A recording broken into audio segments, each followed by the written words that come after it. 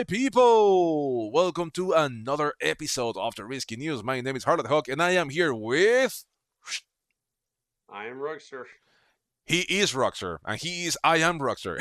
And Rugster is joining me. He has been kind enough to help me here with the Risky News today, so hopefully you guys enjoy it. And if you have any question for me or for the Rugster himself, feel free to let us know in the comments or in DM or in the chat right now. Wherever you feel comfortable, feel free to do so. So, without further ado, we start with the Risky News episode 13 that summarizes everything that happened up to the 17th of November 2024, and we're just looking ahead to the next week in the Risk community scene. And we're gonna start with boom, the Risk Tournament 2024. We're moving on to the third round, which means that we're still in the group stage. People, nobody's getting eliminated yet, so don't you worry about it. You're still playing, and you can still play the next game. The settings for the third week is only gonna be one game, and the map is going to be redacted. The game type is gonna be World Domination, no blizzards, no fog of war, unstable portals. It's gonna be a fixed game, 60-second timers with alliances and a neutral bot. And after turn 31, as you saw with my game, if there is a stalemate, then whoever controls 70% of the territories, they win the game, which is really good because you don't want to be playing like a 2 or 3 or 4 hour game. Right, Rox? Correct. And it was just like, but this one's going to be obviously redacted, so. Yeah. So at least it's fixed, and it is. But this particular tournament, obviously, this particular round is bonus heavy. By the way, yep. All practice rounds during this have been absolutely bonus heavy. Played a couple of them with Feliz and Tyler, and every one of them turned out to be majorly bonus heavy. Obviously, as you know, with alliances, the alliances were flying around, and you have got to start working your alliance early. I want to tell you by probably before the second trade ends, 1 or 2 people will be eliminated. Yeah. So trade early with big trades early on seemed to be a major play in this particular format. Yeah, and as you can see, this map, it is called redacted, so we don't know where is it in the world or the universe, so don't try to look for it, folks. It is redacted for a reason.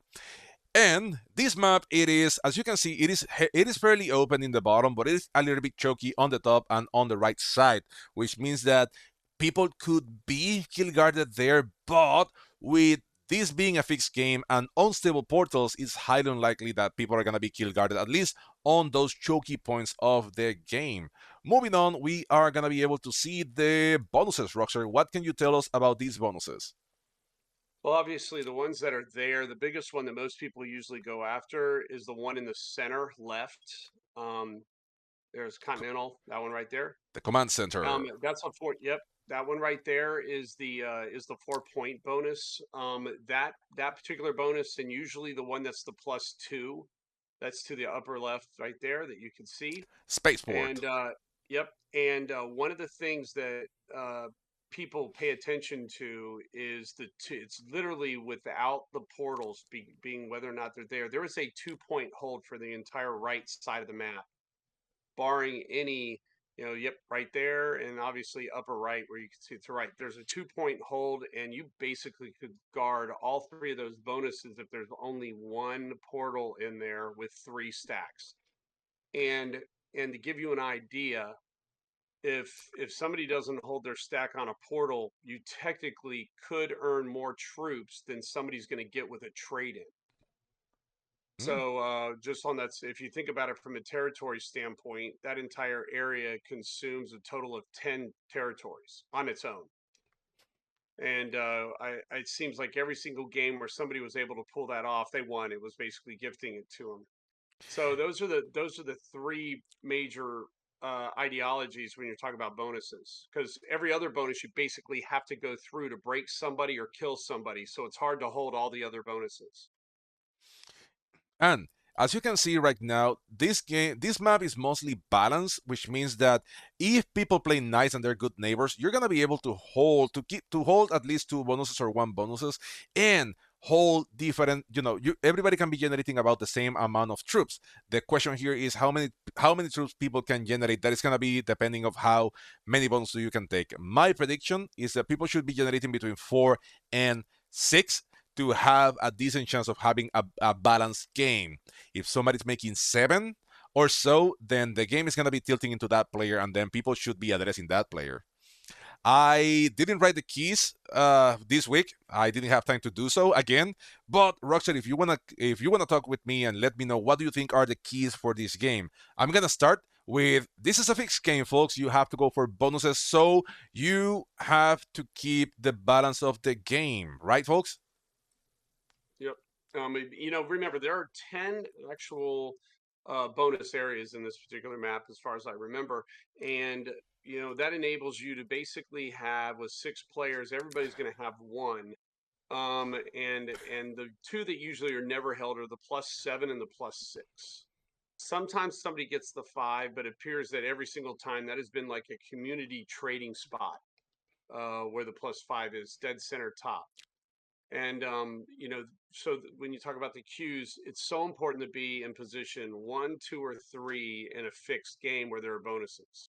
Usually we would talk about how important it is to be 4 or 5 in a prog game, but if you can get a bonus early in position 1, get yourself in a position to have a card advantage over everybody else, and have a 10 trade potentially with a bonus 2, you're going to have a major advantage in getting you'll probably be the one that gets the first kill. It'll either be player 1 or player 2 is usually going to be the player that gets the first kill on somebody who didn't have a chance to trade in, especially if they had a bad spawn.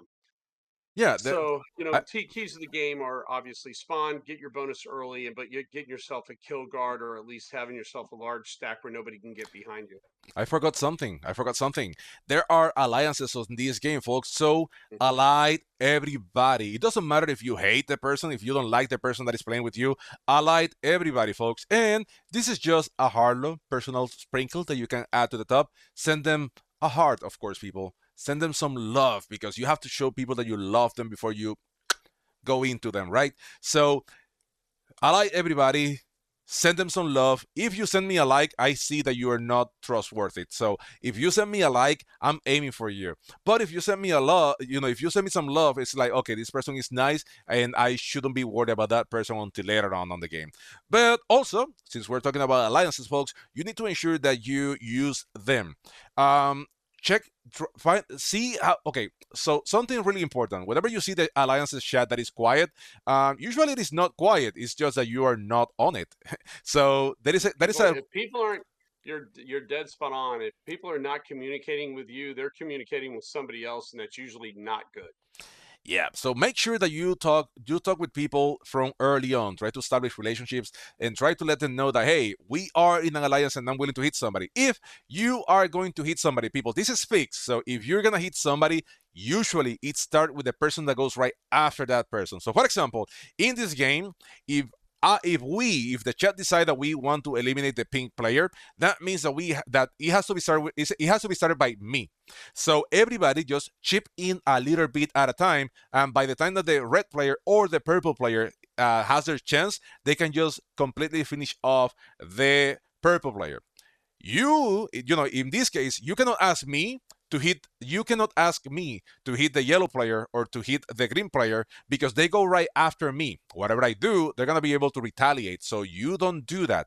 This is fixed, folks. If you want to eliminate people in a fixed game, it usually have to start with one of the 1 or 2 persons that goes right after that player. So let's say that we want to eliminate the pink player again, and I don't do it, then the yellow player could start hitting the green player, and then they can go. And now, something that you have to bear in mind, and it's something that I struggle personally with, is that usually it is good to talk which are the next 2 players that you want to eliminate. Because if, let's say that we want to eliminate the yellow player and I ended up getting the kill of the yellow player, then we need to talk with somebody else to see who is going to be the next person. Because after you get the kill and you get a trade, usually you have to hit somebody. And it is good to talk with your chat to see who else you want to hit. You need to make that decision going into the kill. You don't want to just be deciding who are you going to be hitting because again, if you are not communicating with the other players, they are communicating among themselves. That's true. I mean, they really do. And you brought up a good point. Is usually the bottom line is that you can't. You hit the nail on the head. You cannot ask the player to attack a color that goes right after them. It doesn't. It just that's the biggest key is that the if you're going to ask somebody to attack somebody else, it just you or them have to be going directly after them, or at least both of you have to be going in a row, and it always has to start right after that player goes. Regardless of which one of you goes after them, whoever that is, that person has to attack them or at least team up on them first. Whether or not Well, you're sacrificing half the stack to beat them, they've got 20 stack. You got to sacrifice 10 to try and take down 10, and then he uses another 10 to take them out. That's kind of how it works. You want to balance the attack. Well, that is unless you are trying to set them up for failure. Because if you want somebody annoying to just kamikaze themselves into somebody, then sure, you can ask them to hit Yeah. somebody. But That would be, yeah, you and I both know that would, as soon as you do that one time, they're never going to ally with you again, ever. They're yeah, never going to ally with you again. That's it. That's all I wrote. and that Forget is. about it.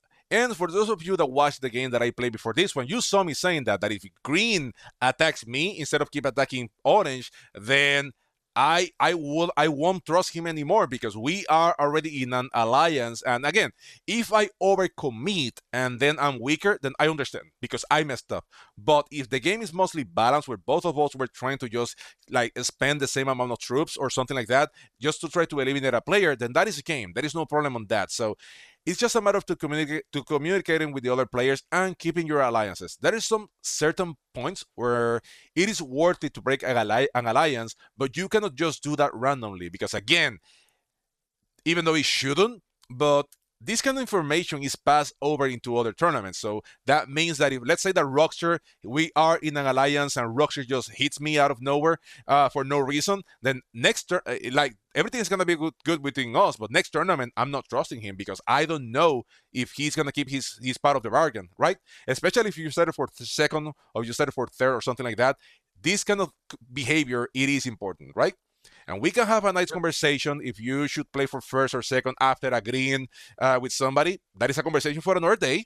But right now, my advice for you guys is if you have an alliance with somebody, keep that alliance. Yeah. I mean, it's really important because it, and we talked about this last time. We brought up the fact that there are certain individuals in our community that have where they broke an alliance at the end and did something they did not agree upon, and they will never be trusted again. And I mean, it was some of them are pretty questionable. And so like you always try and keep your word. Now there are certain parameters where you know that if somebody you've got an agreement with them and you're like, all right, I'm willing to take second and an elim.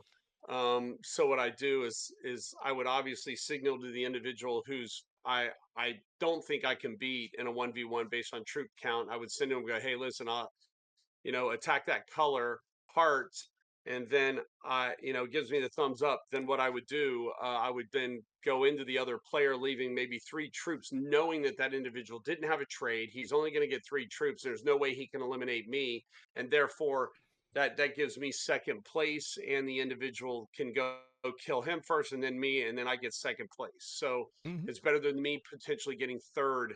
And in the points tournament formatted groups, that's important. We're talking at least 2 spots, sometimes more, depending on where we're at and what the scoring format is. So we've got to take that into account, especially when you're trying to move on from round to round. And when you get towards the later rounds, we've seen a lot of really good players get eliminated by 1 point. Matter of fact, sometimes they lose to a tiebreaker. Mm-hmm. So every point matters for the first 7 rounds of a tournament. When we talked about the World Championship this year, and some of them that are going on right now that are points driven tournaments. So take that into account when you're trying to work a deal. Most of the better players in the world understand what's happening, and obviously they'll take first in an elim all day long. Okay, so moving on to the next tournament. The next tournament, folks, is going to be the BIP Invitational Tournament. Right now, we are moving into the 6th round of this tournament. The settings are going to be Greece 70%, which means that you have to control 45 territories, blizzards of no fog of war, unstable portals, placement is going to be auto, and this game is going to be fixed. I love fixed 70% games. They are super interesting. And also, there is a good chance that people just messed up the 70% so much that the board resets again and you have to restart again from scratch mid game. So that happens and it is fun.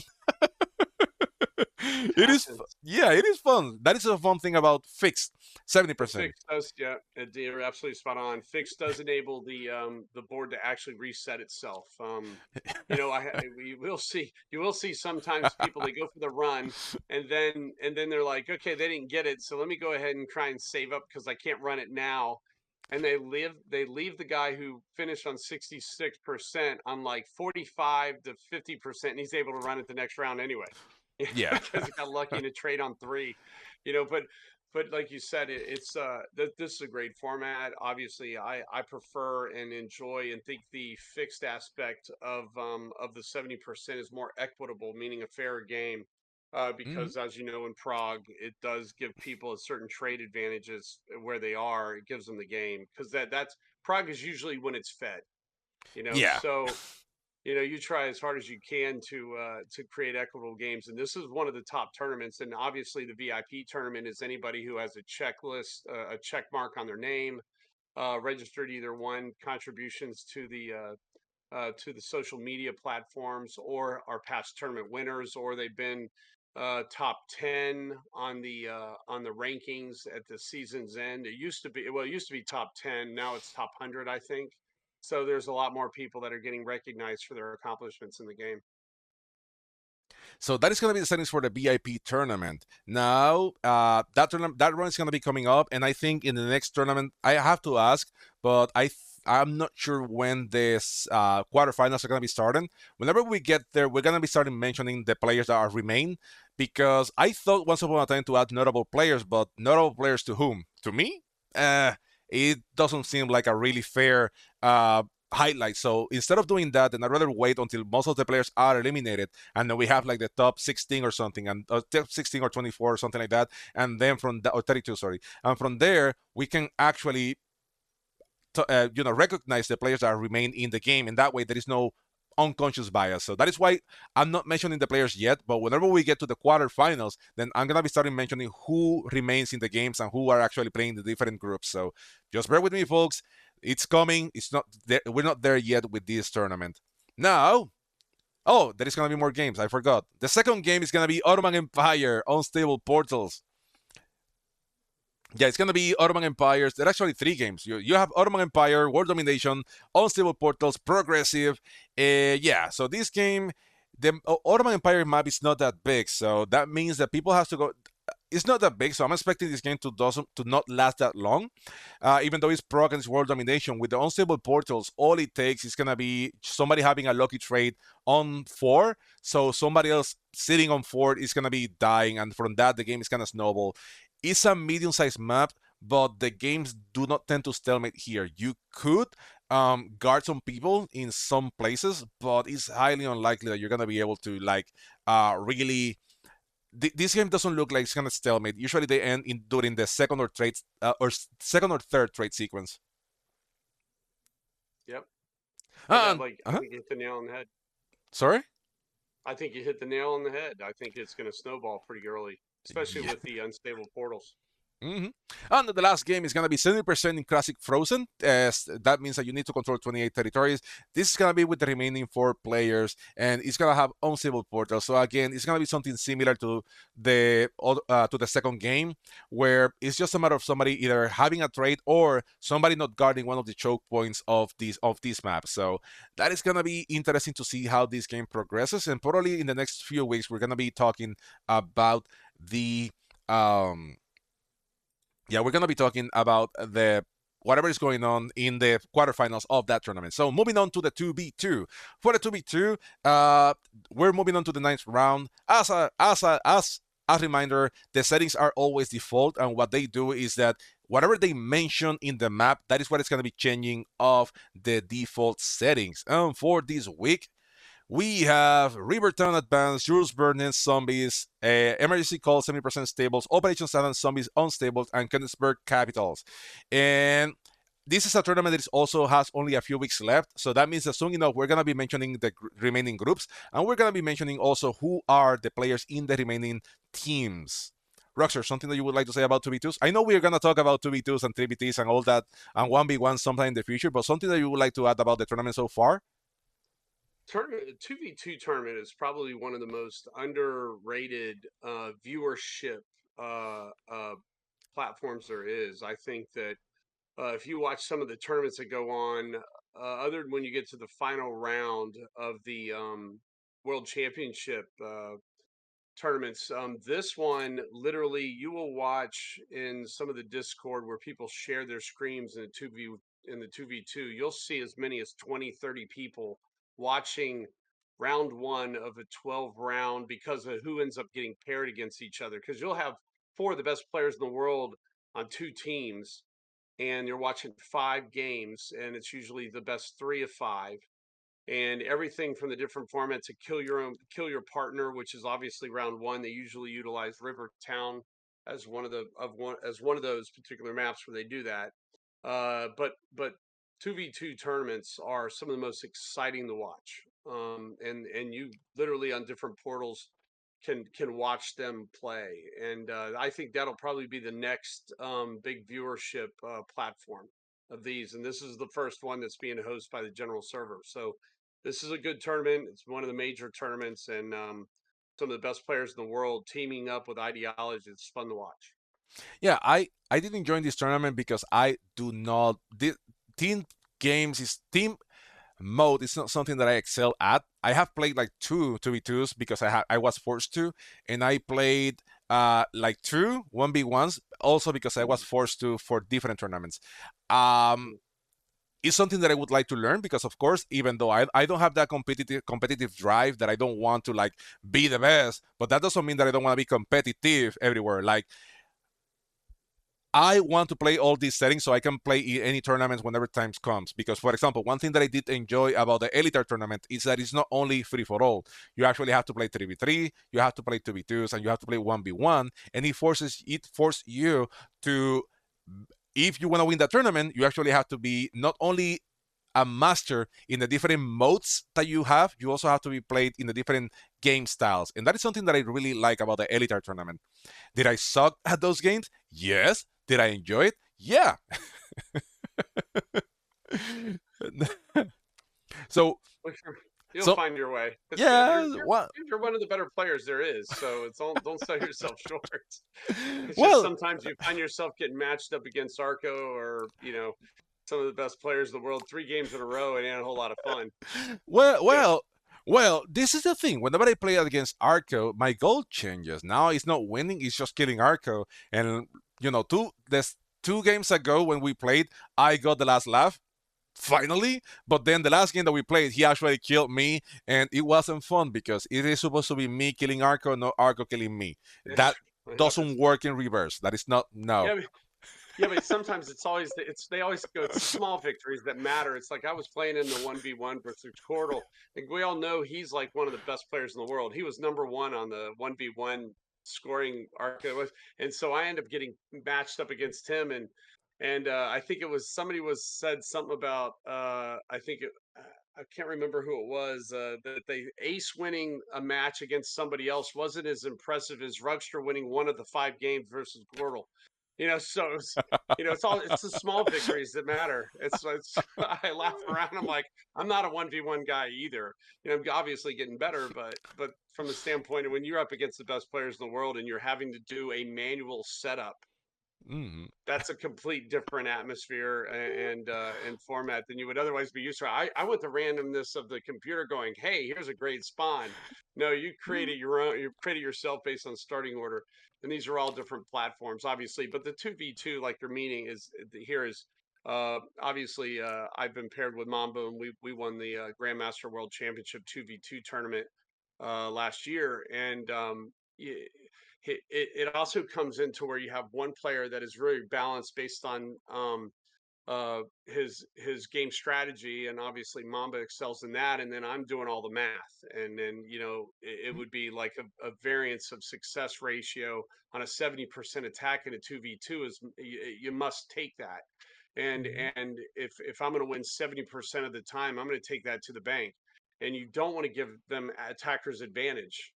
Mm-hmm. And so in 8v8, some people go, there's no chance in the world I'll do that. Some people go, they'll never take a 3v1 because it's not 100% guaranteed. But I would absolutely take that because I'm going to win 89% of the time. And if I win 89% of the time, I would also rather put my heel on the back of their throat and get both players to eight territories, because if they get 3 troops placed, then they can't get more than 11, which means they're not getting a bonus. And in those 2v2 tournaments, you'll look at those, a lot of those operations are some in which they all start off with a total of 11 territories, potentially 12.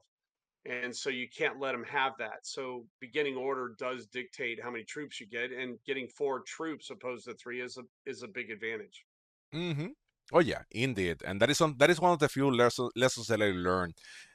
With the first time that I played 2v2, of course, I was carried all the way through by Arco, and actually, I wasn't carried. I was dragged by Arco because I was dead weight. Whatever. It's like Hey, I can tell you one thing: we had fun. We Arco had fun. makes you feel very involved always. Oh yeah, yeah, but Yeah. definitely Arco is like, hey, Harlow, can you do this? Sure, I can. Do you do it? Nope. There you go. There you go. And then voice of reason comes in, obviously. So Yeah. So, moving on to the Horror Tournament 2024, this is a mini tournament, and right now they are going to the finals. I don't have right now who the finalists are, and I'm not sure if the finalists are going to be this week, but we are going to look into more information, and if the final happens this week, then we just come with the with the finalists and the winner next week. If not, then we're going to let you know ahead of time who are going to be the finalists of this tournament. But right now, it's a mini tournament, only 3 rounds, and they are already in the finals. The next tournament, oh yeah, the finals game is gonna be in Command Base C1X. World Domination, no Blizzards, no Fog of War, no Portals, fixed card bonuses. Damn, I see the horror now. 5 minute. What? Neutral vote and through random, and you cannot there you hold have a it. bonus. Okay, okay.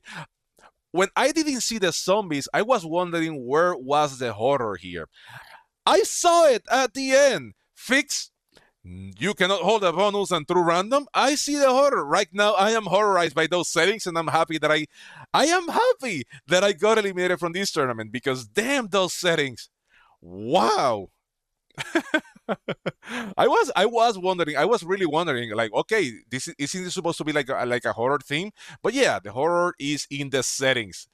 Sure, sure, sure, Samet. Sure. Yeah. I am horrorized and I'm not in it. So, moving on to That sounds like one of the, remember the old random settings tournament where everybody was yeah. I had a lot of with a 5-minute timer. people.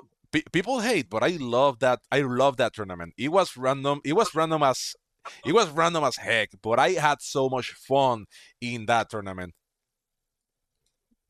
That is actually that is one of the times that I actually team up with Pete just to kill Arco. That was my thing. That is all I wanted to do. Okay, I kill Arco. I don't care if I win or lose. If I kill Arco, that's it. And me and Pete, we kind of team up to kill Arco, and it was so satisfying because I think that was the first time that I managed to see Arco die in a game that I was playing. So it was so satisfying. It was so fulfilling, people. And anyway, moving on to the Freedom Face-Off, I don't think they released the setting for the third round. This is the game that you just saw me playing. So again, I'll come on next week with the setting for that round. Moving on to the Pharaohs, I don't know how to say Pharaohs really well. So Pharaohs Pyramid, I did the best that I could. um, but this tournament was on hold because of some technical difficulties that were going on in the organizational step. And the last time that I read is that they're gonna come back with the tournament. I don't know when. I don't know yet when it's gonna happen. But this tournament was on hold, and they should be coming with the next few rounds. Probably, if not this week, maybe next week. So let's wait, and then we will report on this tournament. But right now, it was on hold. That is why there was nothing to report about this tournament. We're not gonna go into details. But this tournament is gonna be finished sometime in the next week or so. Moving on to the Grandmaster tournaments, this is the one that actually make me push everything back because they did release the settings today. They didn't when I did this presentation last night. So moving forward, this is gonna be the 7th round for the Grandmaster Tournament. You already have 3 players that are already moving on to directly to the finals. I forgot to mention them. Let me look them up really quick. Rockstar, if you can tell us something about the first game. First game Of the the Grandmasters. I don't have the format in front of me right now. don't worry. You said that you have to go to the tournament now. My bad. Tournament has tournament. Quick. Rockstar Oh has yeah, a tournament. I'm getting ready to go into the. Yeah, I got a tournament. I'm going in the Pete's the Risk tournament right now. I'm playing with Dignia 22, obviously, who's the world champion this year. And he actually eliminated me in the semifinals, I believe, of the World Championship. So this will be the first time I've gotten a rematch with him since that. So see how that goes. Wish me luck, and Yeah. we will be talking next week, I believe. Yes, we will. So long as you are available, I am more than glad to have you here with me. Absolutely. Look forward to seeing you, and we'll talk soon. Best of luck. All right, buddy. Thanks. Okay, folks, let's keep going with the Grandmasters Tournament. These are the settings for the next week. For whoever is still playing in the tournament, there are 3 players that they already move on to the finals. I am looking up the name of those 3 players. Just give me 1 second. Okay, so we have Chris. Yeah, we have Chris, and Feliz. All 3, they are gonna be going. They already secured the spot in the finals of the game, folks. So there's only 3 more spots that are gonna be fought off over the next upcoming weeks. So the settings for this round, folks, are: first game is going to be Operational Adam, 70% domination, which means that you have to hold 37 territories. It's going to be progressive, unstable portals, and wow, beginner bot. Okay, that is good. With alliances, so this game, it tends to stalemate, especially whenever you have 70%, because it's so choky. So you need to wait like a good time with the turn. Okay, so I am expecting that first game to stalemate a little bit, because it can be stalematy and choky. The good thing is that it doesn't have blizzards, which means that you can actually power through certain portions of the map. But because the map is so choky, there is a really good chance that the game is going to be stalemating. So that might be a long game. The second game, it is going to be boom. Okay. The second game is going to be Canada Advanced. That is one of my favorite maps of this game. 70% domination. I love Canada. I love Canada. I love these settings. It's Canada Advanced, 70%, and fixed. I love these settings forever and ever. This is one of my favorite settings ever. Again, when you're playing a big map, 70% fixed, that means that you have to hold bonuses and you have to balance each other out. And of course, you have to go for it whenever the time comes, and you can run short. And if you do run short, that means that the game might reset again and you have to wait again until everybody have enough troops to go for the 70. So I love Canada Advanced, 70% fixed. Oh yeah, that is a game that I love to play. And then the last game, with the remaining 4 players, going to be Japan. First to kill is going to be the modification, so that means that the first person to kill another player is going to be moving on and winning the game, and you cannot hold a bonus, which is nice, because this game is really bonus heavy. So if you cannot hold a bonus and it's prog, you're forced to play this as a true progressive game. I do like these settings too, so good job to Paradox and his team. Moving forward to the Cuddle The Zombies tournament. For this tournament, the settings for the 4th round are Reverse Worlds, of course, Zombies Apocalypse, no Blizzards, of course, Fog of Wars, Unstable Portals, 90 seconds, and you cannot hold a bonus stalemate?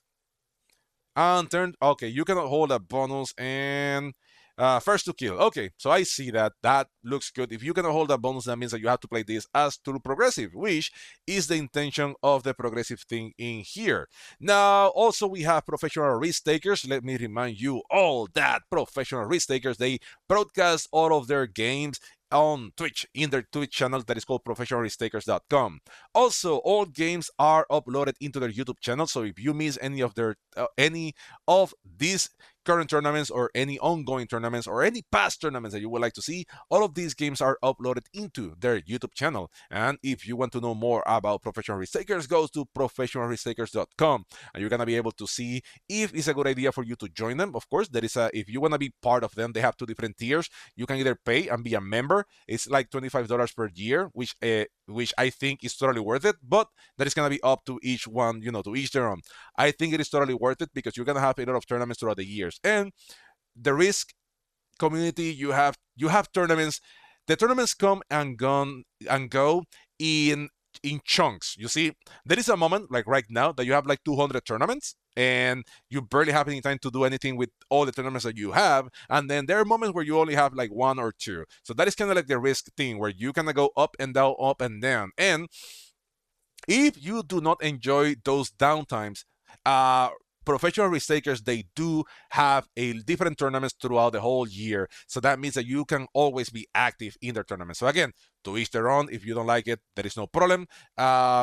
But I think it's a good option, especially if you want to learn more and have different opportunities to compete in different tournaments throughout the year. Now, right now, they have the Speed Caps tournament, and they are moving on to the semifinals. In the semifinals, you have the game one is going to be Overworld, Capital Conquest, of course, because it's Speed Caps, and with Blizzards, no Fog of War, no Portals, progressive 60 seconds, and automated bot. No BC for this game. And there's going to be a second game as well. In that second game, you guys have to play in Himeji Castle. Capital Conquest, of course, no Blizzards, no Fog of War, no Portals, progressive 60 seconds too. And they also have the PRT Cup. They have the Professional Risk Takers Cup. If you guys are interested on that too, well, that tournament already started last week. And this week they're moving to the second round. They have two games. The first game is going to be Black Bill's Wrath Zombie Apocalypse with Fog of War, which is weird for them. But it makes sense because you do have the zombies, right? So it's going to be Fog of War, Unstable Portals, Progressive Cap, 60 seconds.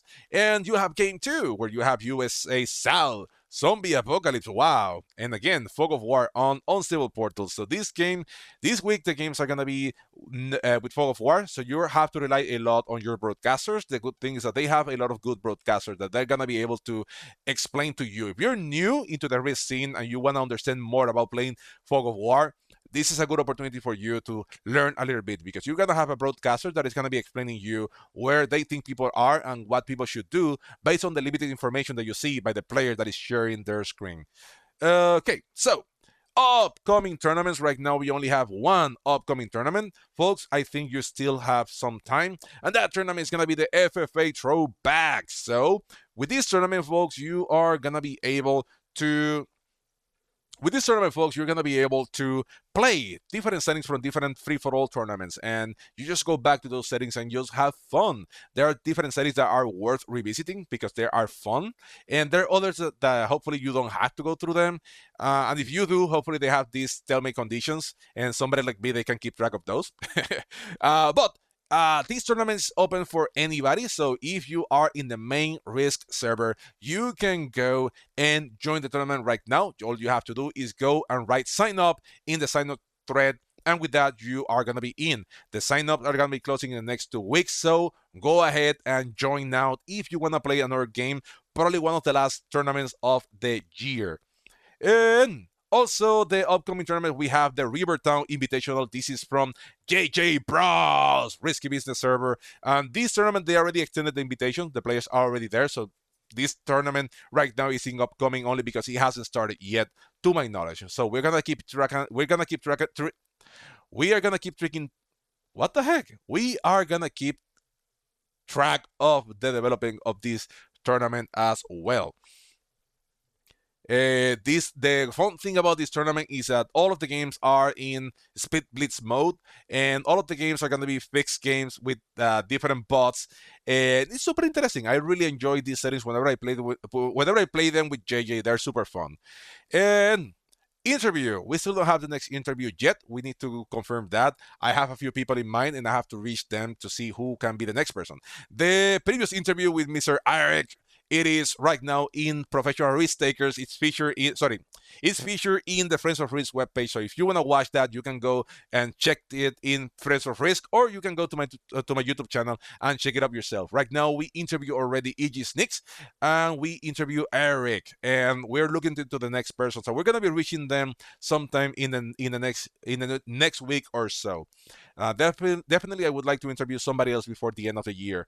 Again, interviews is something that I want to include as part of the whole Sunday lineup things that I want to do. I don't want to have an interview every week, but definitely I would like to have, like, I want to rotate the interviews, and I also want to rotate some kind of like map talk that I have with Hokaras. He already agreed to do so.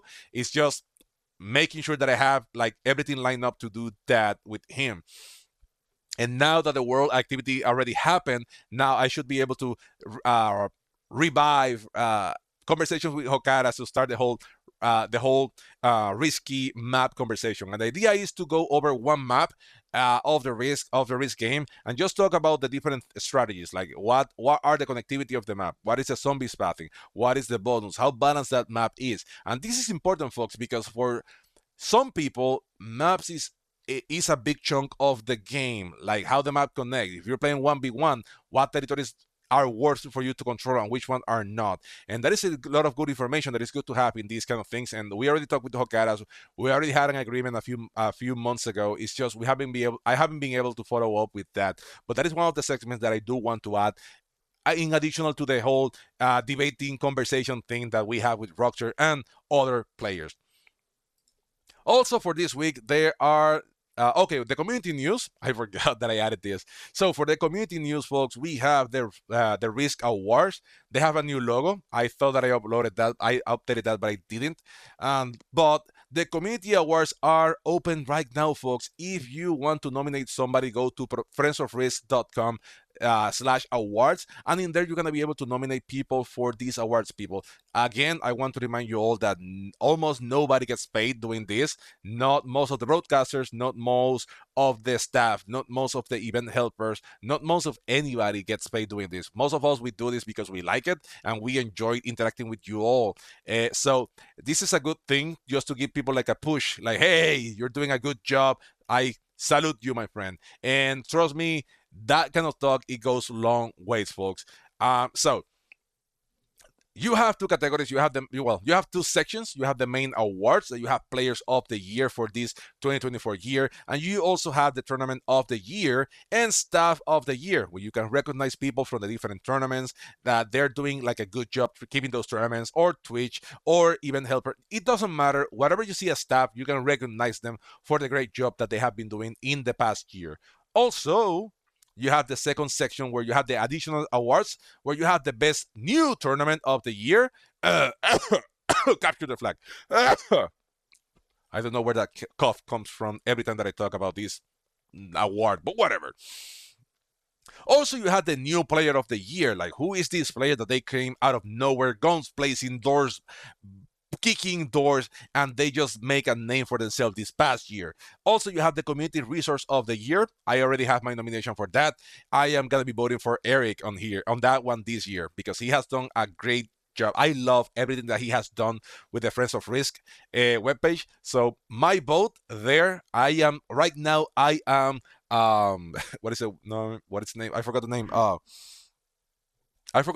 But right now I am nominating Eric for Community Resource of the Year, because he has done an awesome job with the integration of the different tournaments with his Friends of Risk event manager. I love what he did there. Also, Content Creator of the Year, and the last one is going to be the best moment of the year. The best moment doesn't have to be something on video. It can be something that happened in game with somebody and there is a video about it. You can do something about stream, or a Discord moment, something that may have happened that kind of called the attention of people. It would be good to highlight that in here. So feel free to do so, and we're gonna be trying to go over that and see and work over the nominations, and then put a show at the end of the year that is gonna be broadcasted by Hot Buns and Pete. So guys, you still have a whole month, I think, you do have a whole month to get your nomination. So go to the Friends of Risk webpage and do so. Trust me, folks, a nomination goes long ways. Okay, it goes a long way to just recognize these people that they're doing a great job throughout the risk community. And again, they don't have any monetary compensation. And usually, especially with the staff and event helpers, they get more trouble for their for their they get more trouble for their efforts than anything else. So if you enjoy a tournament or if you enjoy something in particular, feel free to just go to Friends of Risk and nominate somebody. Trust me, people, it is gonna do good to a lot of people just to see their name in there. And last but not least, okay, yeah, that is the whole nomination thing. If you go there, and there is no developer news this week. That is what I was trying to jump into. So nothing else to say on this end. And that's it. That is all for this week for the risky news. And now we are gonna go back to our games for the people on Twitch, for the people on YouTube. Thank you so much for watching, and I'll see you again next week.